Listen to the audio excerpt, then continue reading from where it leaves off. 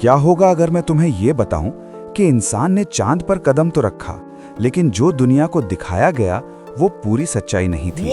क्या Apollo 11 moon landing सच में वैसा ही था जैसा हमें बताया गया, या फिर इसके पीछे छिपा है एक ऐसा राज जो आज भी दुनिया से छुपाया जा रहा है? कुछ लोग कहते हैं ये इंसानियत की सबसे बड़ी जीत थी, और कुछ कहते हैं ये इतिहास का सबसे बड़ा झूठ। आज की ये कहानी सिर्फ एक मिशन की नहीं, बल्कि सच और झूठ के बीच की लड़ाई की है। चैनल को सब्सक्राइब करो पहले।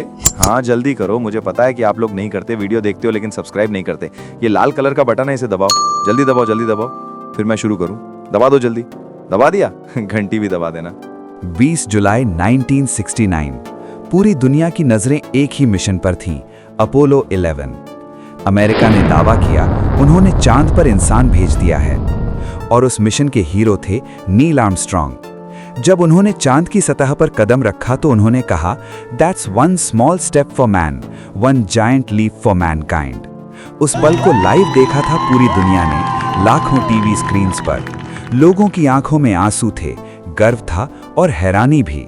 लेकिन क्या वो सब जो हमने देखा वो सच था, या केयरफुली प्लान्ड इल्यूजन? ये कहानी शुरू होती है कोल्ड वॉर से। अमेरिका और सोवियत यूनियन के बीच एक खतरनाक कंपटीशन चल रहा था, स्पेस रेस।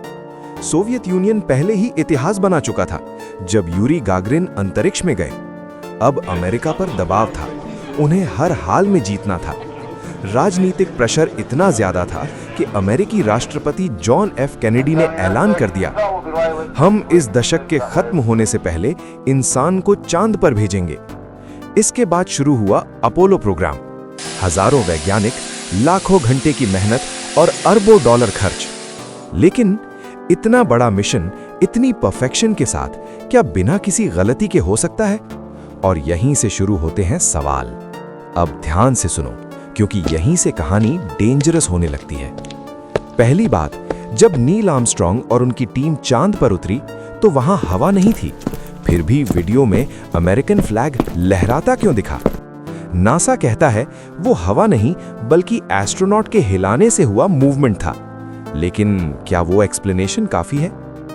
दूसरी बात, तस्वीरों में स्टार्स क्यों नहीं दिखते? चांद पर एटमॉस्फेयर नहीं है तो स्टार्स और भी क्लियर दिखने चाहिए थे।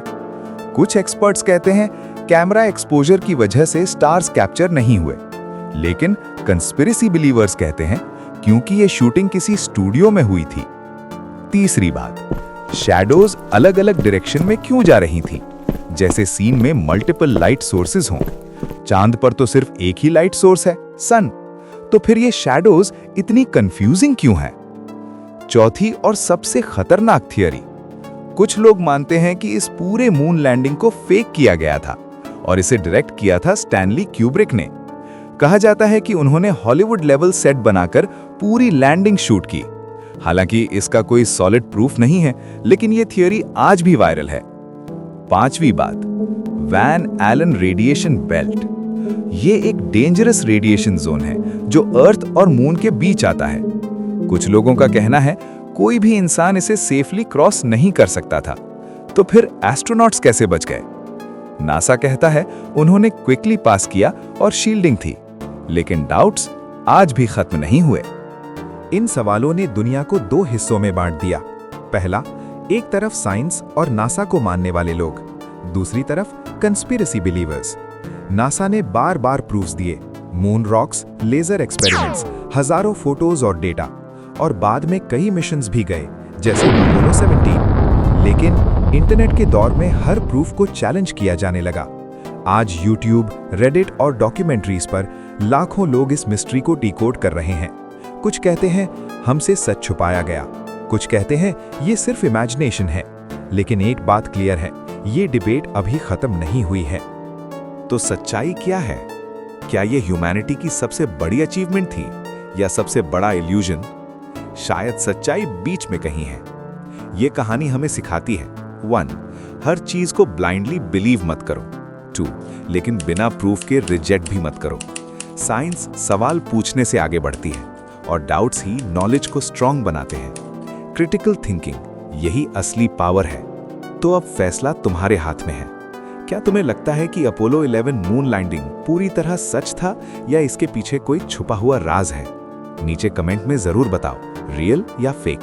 और अगर तुम्हें ऐसी ही रियल, शॉकिंग और माइंड ब्लोइंग स्टोरीज पसंद है तो अभी चैनल को फॉलो और सब्सक्राइब करो, क्योंकि अगली कहानी शायद तुम्हारी रियलिटी को ही बदल दे।